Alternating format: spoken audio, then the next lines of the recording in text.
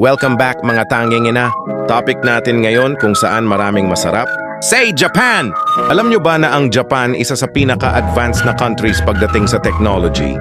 Habang tayo naghahanap pa rin ng signal sa kwarto, sila may robot na waiter. Galing Kupal.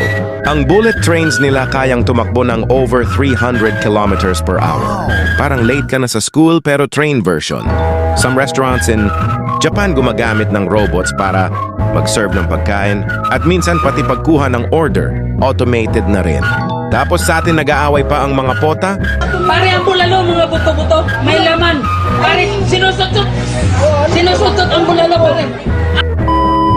Meron ding high-tech toilet sa Japan na may heater, automatic flush, at kung ano-ano pang buttons na parang spaceship control panel.